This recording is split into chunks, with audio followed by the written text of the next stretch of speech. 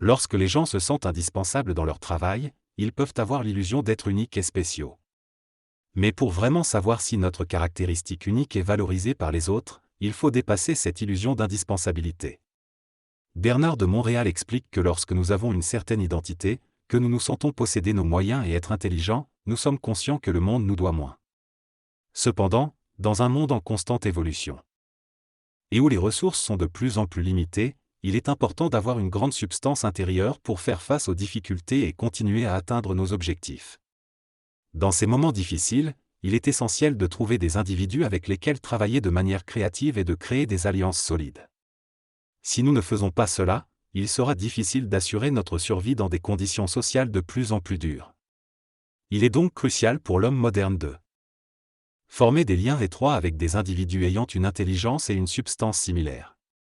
En fin de compte, la permanence d'une personne peut être évaluée en la testant dans différentes situations de travail et de vie.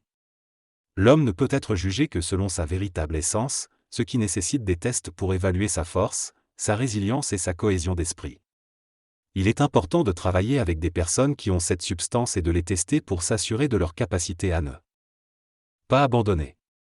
Sinon, on se retrouve avec des personnes faibles qui parasitent la société. L'auteur est donc contre le socialisme ou le libéralisme social qui nourrissent ces individus qui ne sont pas capables de se prendre en main. Les tests peuvent être émotionnels, mentaux ou matériels et permettent de déterminer la véritable substance d'une personne. Pour créer des empires, il faut des individus solides et résilients, et il appartient à ceux qui dirigent les hommes de les tester et de les former comme cela se fait dans l'armée. Dans la société et dans l'entreprise, les individus doivent être testés pour pouvoir donner le meilleur d'eux-mêmes. Cependant, il est essentiel que ceux qui testent soient des personnes dotées d'un esprit supérieur, sinon cela peut conduire à la domination et à la sauvagerie. Aucun individu n'est réellement indispensable, car se croire indispensable est une faiblesse et une illusion de se considérer supérieur aux autres. Seuls ceux qui ont été façonnés dans leur acier, qui possèdent une grande créativité, une grande intelligence et un esprit équilibré peuvent devenir indispensables. Être indispensable est plutôt une qualité de l'esprit en relation avec d'autres esprits du même niveau. Les personnes qui se croient indispensables vivent des expériences difficiles et des illusions graves, car les véritables hommes indispensables ne reconnaissent pas cette notion. L'impression d'être indispensable peut être temporaire dans certains cas, car cela peut faire partie d'un plan de vie ou d'un karma à épurer. Il est important de ne pas tomber dans le besoin d'être avec quelqu'un, car cela peut être une dépendance karmique qui rend l'autre indispensable à notre vie. Dans cette discussion, Bernard de Montréal explique que dans une relation véritablement spirituelle, l'indispensabilité de l'autre ne repose pas sur des sentiments émotionnels, mais sur une intelligence commune. Il affirme que dans l'esprit, il n'y a pas de peur de perdre un être cher car les liens spirituels sont indissociables et indestructibles. Il souligne que la connexion spirituelle opère à tous les niveaux, mental, émotionnel, éthérique et physique, et nécessite une transformation profonde de l'être. Il différencie le lien karmique, qui est basé sur l'ignorance et les épreuves, du lien d'esprit, qui reconnaît et respecte les droits de l'autre. Dans une relation d'esprit, les droits d'expression mutuelle sont clairs et il y a une compréhension profonde de l'autre. Au lien karmique où des conflits et des souffrances peuvent surgir. Selon Bernard, la clé pour établir un lien d'esprit est d'être dans sa propre essence spirituelle. Dans cette conversation, le dialogue met l'accent sur la reconnaissance des liens d'esprit entre les individus. La permanence de ces liens est établie grâce à cette reconnaissance. Il est souligné que la reconnaissance n'est pas un effort psychologique, mais un droit acquis selon les lois de l'esprit.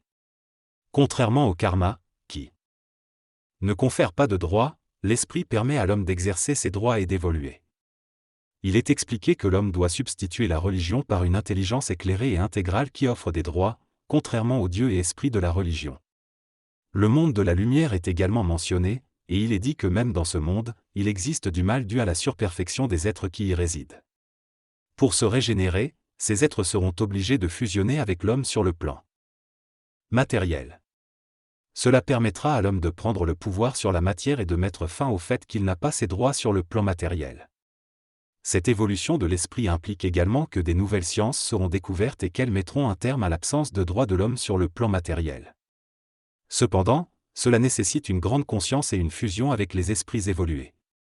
Pour atteindre cette évolution jupitérienne, l'homme doit mettre de côté son esprit religieux ou sa conscience spirituelle.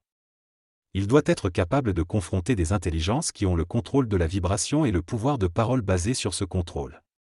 Cela nécessite que l'homme puisse assertir son esprit devant tous les esprits, qu'ils soient humains ou invisibles. L'homme doit être en mesure de perdre le pouvoir de la pensée et de la discussion dialectique pour pouvoir le regagner. Cela fait partie de l'évolution de l'homme vers un total degré de présence d'esprit. Pour cela, il doit déspiritualiser son être en convertissant l'énergie de l'âme et en faisant ressurgir ses mémoires accumulées sur d'autres systèmes. Les intelligences qui travaillent avec l'homme sur le plan éthérique devront éventuellement le servir dans la mesure où il pourra supporter leurs vibrations.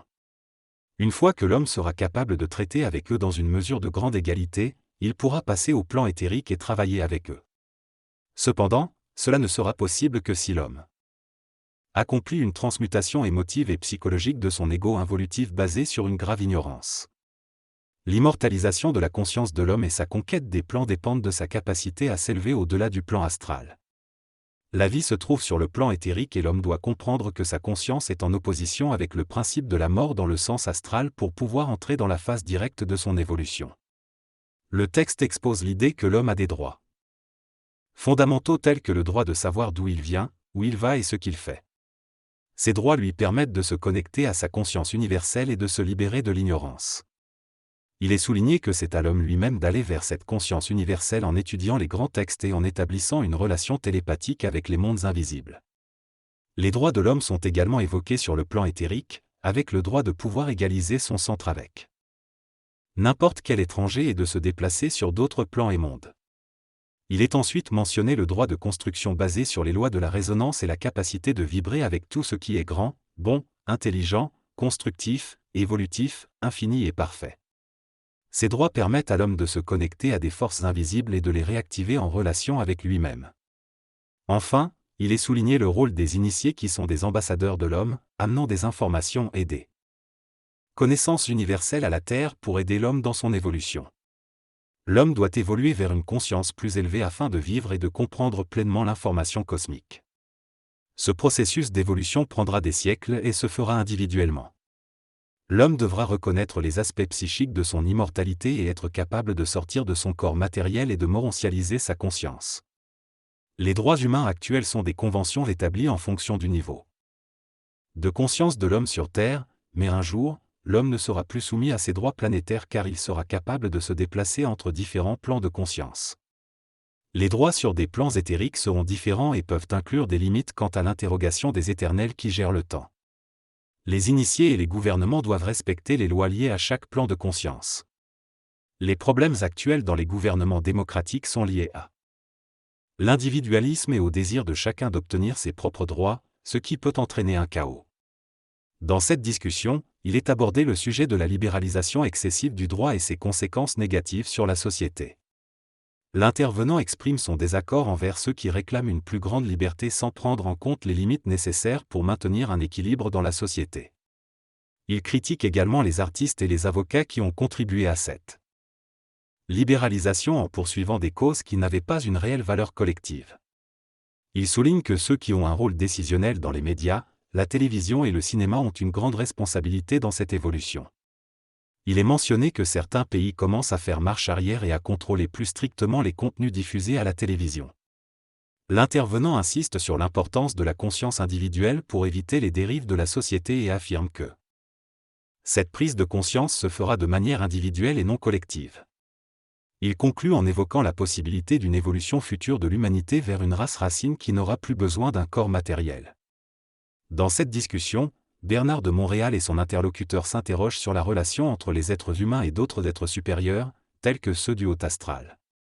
Bernard exprime sa lassitude de voir les humains se diminuer face à ces êtres et affirme que les humains pourront accéder à leurs droits une fois qu'ils auront complété leur évolution et qu'ils auront une conscience élargie. Il explique que lorsqu'un être humain retrouve ses droits, il est capable d'établir des relations basées sur une alliance mentale avec d'autres humains, sans être soumis à l'expérience karmique. Cela crée une micro-société où les individus se soutiennent mutuellement.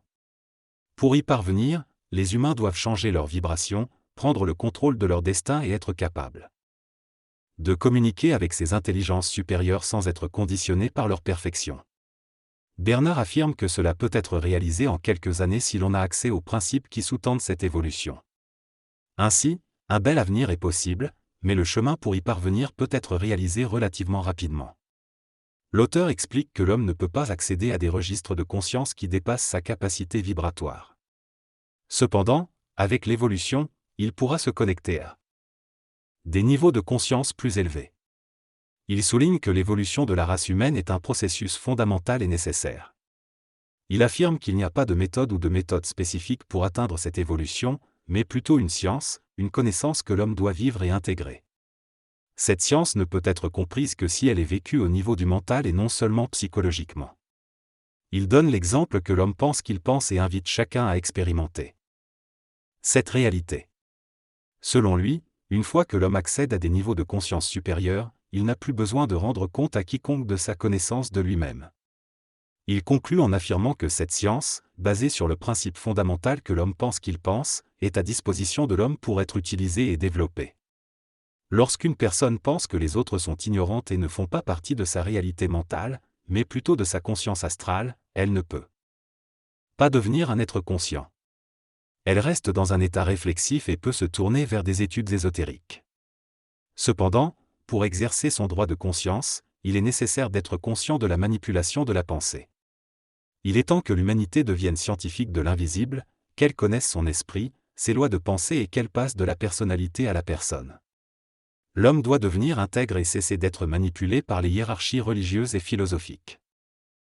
Que certains aient encore besoin de ces systèmes, d'autres sont en train d'en sortir et cela représente le nouvel homme.